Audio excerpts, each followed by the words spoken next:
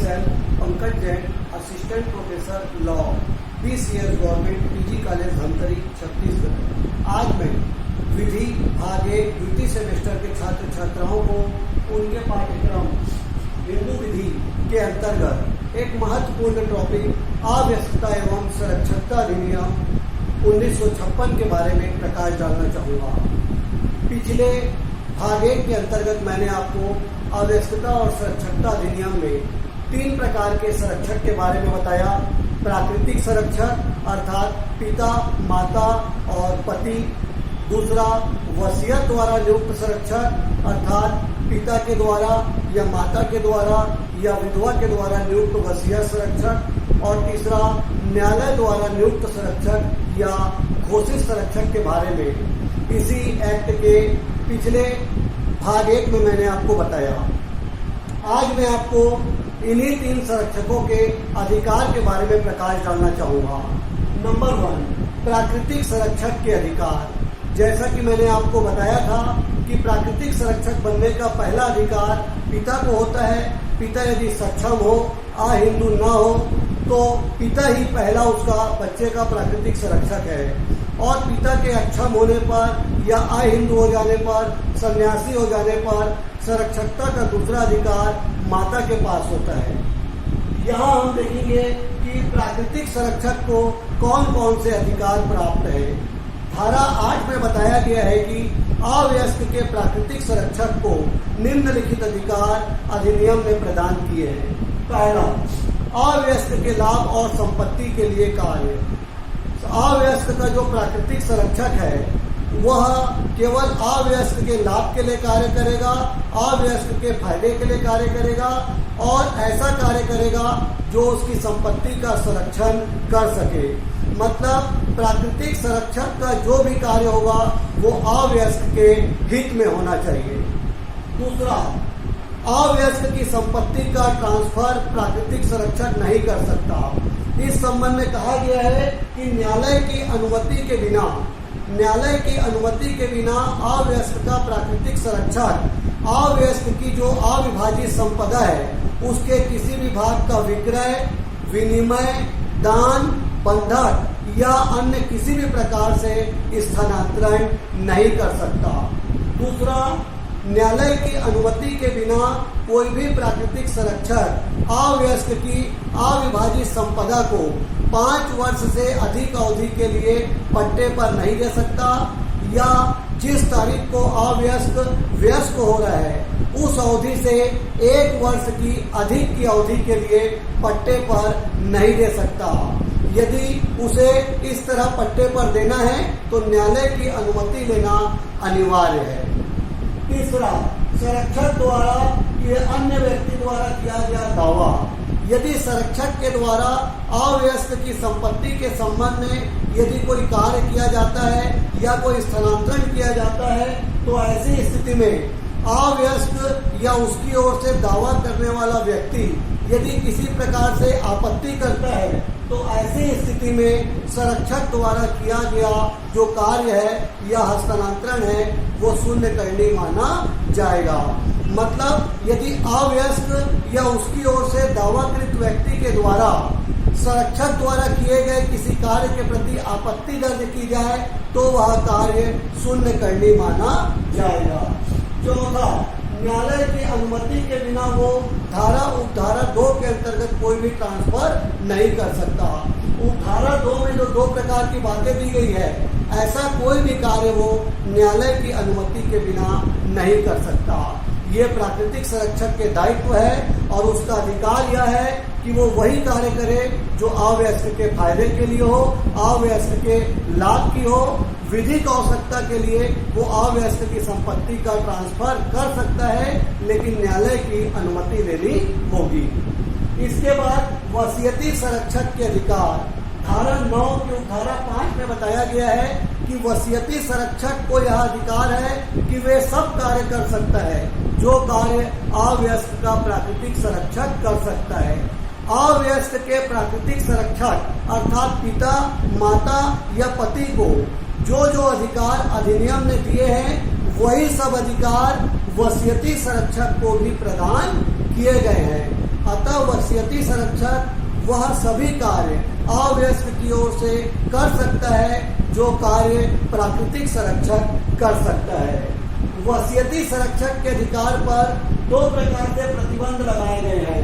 पहला प्रतिबंध अवयस्कता और संरक्षकता अधिनियम 1956 के अंतर्गत लगाया गया और दूसरा प्रतिबंध इच्छा पत्र के द्वारा लगाया गया है।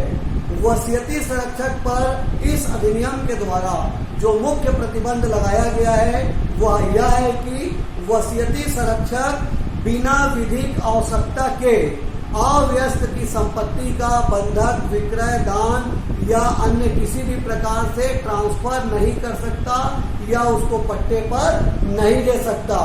ध्यान रहे, बिना विधिक आवश्यकता के न्यायालय की अनुमति के बिना वसीयती संरक्षक किसी भी अवयस्क की अविभाजित संपदा को बंधक, विक्रय, दान, विनिमय, पट्टा या अन्य किसी प्रकार का ट्रांसफर नहीं कर सकता।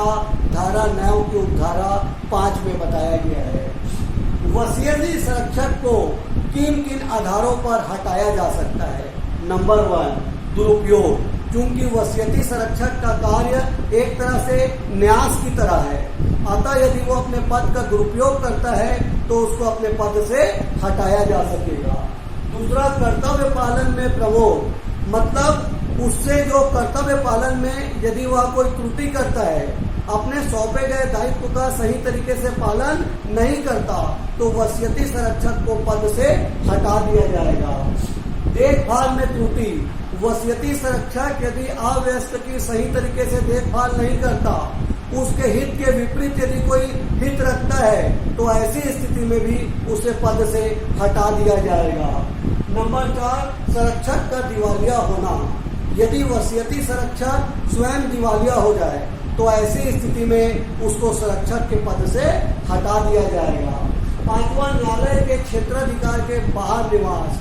यदि वसीयती संरक्षक न्यायालय की क्षेत्राधिकार की सीमा के बाहर निवास करता है तो फिर ऐसी स्थिति में वो अवयस्क का वसीयती संरक्षक नहीं बन सकता। 6वां, वार्ड के हित के विपरीत कार्य। इसका मतलब है कि वसीयती संरक्षक यदि अवयस्क के हित के विपरीत हित रखता है, अवयस्क के हित के विपरीत कार्य करता है, उसकी भलाई के लिए कार्य नहीं करता, तो भी उसे पद से हटा दिया जाएगा। 7वां, चारित्रिक दोष के कारण दंडित। यदि वसीयती संरक्षक पर किसी प्रकार का कोई चारित्रिक दोष लगाया गया हो जिसके लिए उसे बकायदा दंडित भी किया गया हो, तो ऐसा दंडित व्यक्ति फिर उसका अवयस्क का प्राकृतिक या वसीयती संरक्षक नहीं रह सकता। अधिनियम की अवमानना। संरक्षक अवयस्कता और संरक्षकता अधिनियम के अंतर्गत जो वसीयती संरक्षक नियुक्त किए गए हैं, यदि वह इस अधिनियम की अवमानना करता है, अधिनियम में दिए गए प्रावधान के विपरीत कार्य करता है, तो फिर ऐसी स्थिति में उसे पद से हटा दिया जाएगा।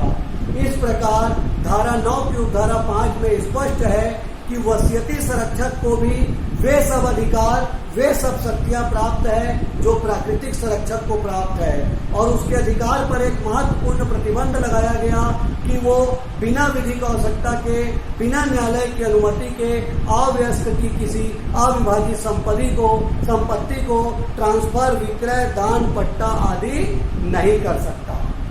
अब हम देखेंगे तीसरा, न्यायालय द्वारा नियुक्त संरक्षक, अपॉइंटमेंट बाय कोर्ट। न्यायालय द्वारा नियुक्त संरक्षक को हम घोषित संरक्षक भी कहते हैं। जब अवयस्क का प्राकृतिक माता पिता संरक्षक नहीं रह पाते या उनकी मृत्यु हो जाती है या वो अक्षम हो जाते हैं, तो वसीयत के द्वारा संरक्षक नियुक्त किया जाता है, और जब वसीयत द्वारा नियुक्त संरक्षक भी कार्य करने में अक्षम है या वसीयत के द्वारा संरक्षक की नियुक्ति नहीं की गई है, तो फिर ऐसी स्थिति में अवयस्क की भलाई के लिए न्यायालय द्वारा संरक्षक की नियुक्ति की जाती है। ऐसे संरक्षक को घोषित संरक्षक के नाम से जाना जाता है। न्यायालय द्वारा नियुक्त संरक्षक के बारे में अधिनियम में धारा 21 में बताया गया है कि न्यायालय द्वारा नियुक्त संरक्षक अवयस्क की भलाई के लिए कार्य करेगा, अवयस्क के हित में कार्य करेगा। न्यायालय द्वारा नियुक्त संरक्षक ऐसा कोई भी कार्य नहीं करेगा जो अवयस्क के हित के विपरीत हो। उसे अवयस्क की संपदा की देख रेख करने का पूरा अधिकार है, उसकी संपदा को वो नियंत्रण में रख सकता है, लेकिन बिना न्यायालय की अनुमति के और बिना विधिक आवश्यकता के वो अवयस्क की संपदा का दान, विक्रय, विनिमय, पट्टा, बंधक या अन्य ट्रांसफर नहीं कर सकता, क्योंकि ऐसा अधिकार तो प्राकृतिक संरक्षक और वसीयती संरक्षक को भी नहीं है। अतः न्यायालय द्वारा नियुक्त संरक्षक का यह अधिकार है कि वह अवयस्क की संपत्ति का देखभाल करे, उसे नियंत्रण में रखे, लेकिन जो भी कार्य करे अवयस्क के हित में करे, अवयस्क की भलाई में करे। और न्यायालय द्वारा नियुक्त संरक्षक का एक प्रमुख दायित्व भी है। मुख्य दायित्व यह है कि वो जो भी कार्य करेगा अवयस्क के लाभ के लिए, उसकी संपत्ति की भलाई के लिए करेगा और बिना विधिक आवश्यकता के अवयस्क की संपत्ति का संक्रमण या ट्रांसफर नहीं कर सकता, क्योंकि वो जो न्यायालय द्वारा नियुक्त संरक्षक है वो उसका पद एक विश्वास का पद है और न्यायालय ऐसे व्यक्ति को ही संरक्षक नियुक्त करती है जो अवयस्क के हित में काम कर सके। इस प्रकार अवयस्कता और संरक्षकता अधिनियम के अंतर्गत 3 प्रकार के संरक्षक बताए गए। नंबर 1 प्राकृतिक संरक्षक, पिता, माता और पति, धारा 6 में बताया गया। दूसरा वसीयत द्वारा नियुक्त संरक्षक, पहला पिता के द्वारा, दूसरा माता के द्वारा और तीसरा विधवा के द्वारा, धारा 9 में बताया गया। और तीसरा न्यायालय द्वारा नियुक्त संरक्षक, जिसके बारे में धारा 13 में प्रकाश डाला गया। इसी प्रकार तीनों संरक्षक की शक्तियों के बारे में बताया गया। प्राकृतिक संरक्षक की शक्ति धारा 8 में बताई गई, वसीयती संरक्षक की शक्ति धारा 9 की उपधारा 5 में बताई गई और न्यायालय द्वारा नियुक्त संरक्षक के अधिकार और दायित्व अधिनियम की धारा 21 में बताई गई।